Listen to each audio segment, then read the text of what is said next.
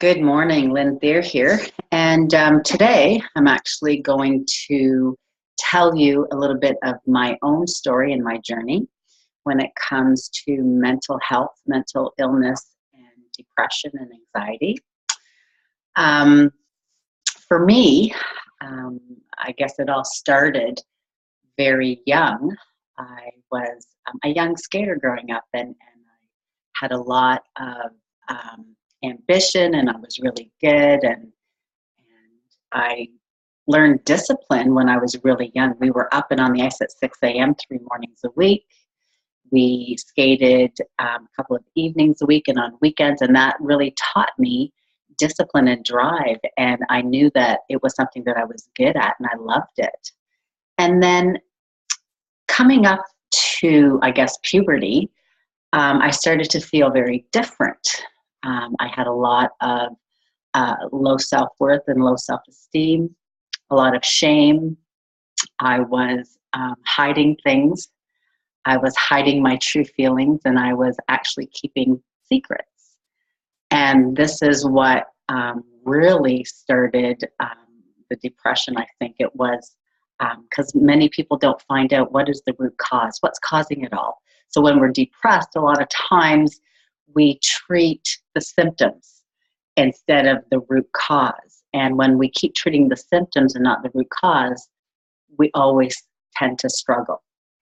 So for me, it's to have the courage to now talk about it, because for many, many years I did not. I became very hardened. I actually did not show much emotion. And so for me, being sexually abused from the age of 4, I think that was the root cause that started it all. And then throughout the years, I began using alcohol and drugs and food as an addiction to numb myself, eating for emotional reasons, binging and purging. In my teenage years, spiraling downhill, and using drugs and alcohol to numb. I was away for a few summers training when I was a skater, and one summer that I was away, I was just 14. I was raped, and then subsequently keeping that secret for fear of rejection and shame and blame. I just felt really, really, well, more than depressed. It was almost like despair. And I don't know if you've ever felt such despair where you just don't want to be here. And so at age 15, I attempted suicide and was put on psychiatry for 3 months.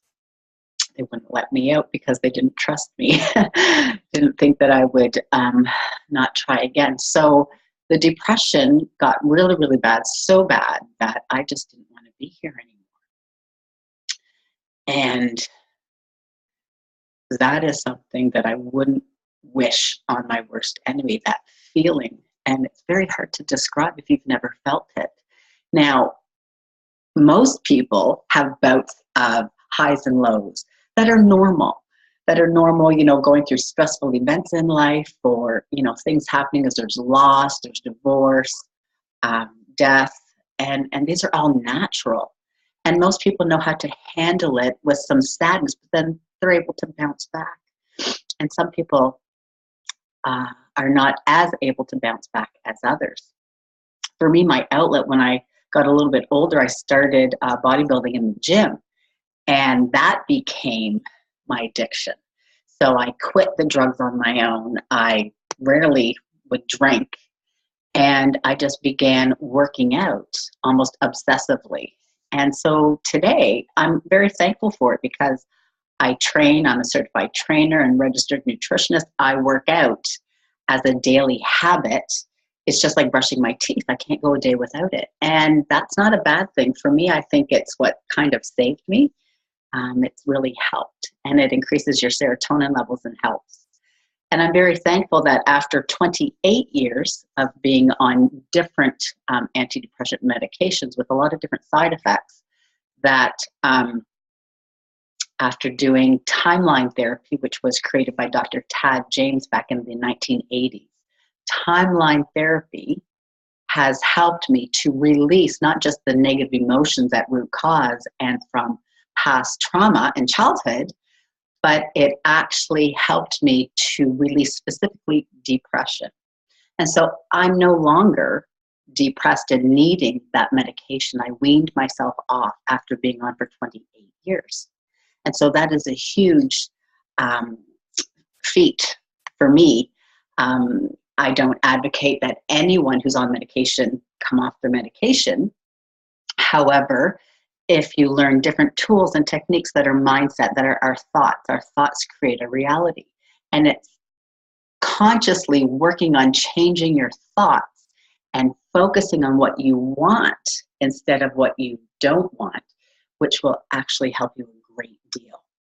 I've also used self-hypnosis and hypnotherapy and NLP techniques now that I'm trained in those at the master's level. I'm very grateful for my teachers. I'm grateful for the opportunities to be able to study and learn these different modalities and techniques. And I'm very lucky to have a supportive husband now who is, supportive of what I'm doing. And I just want everyone out there to know that you can overcome it with help. And it's just very important to focus on what you want and believe in yourself that you can overcome it. That if you're in a state of despair, to reach out for help, but to know that it will pass, and that you will be able to move on. Even if it's day by day, hour by hour, minute by minute, taking that small baby step forward is what it takes, and you can do it. So I'm wishing everyone a great day, a great week. I'm putting out there the truth without shame, without guilt. I want to embrace, who I am, what I've endured and been through, and it's okay because I'm going to use what I've been through for good and to help other people. And so thanks everyone for listening.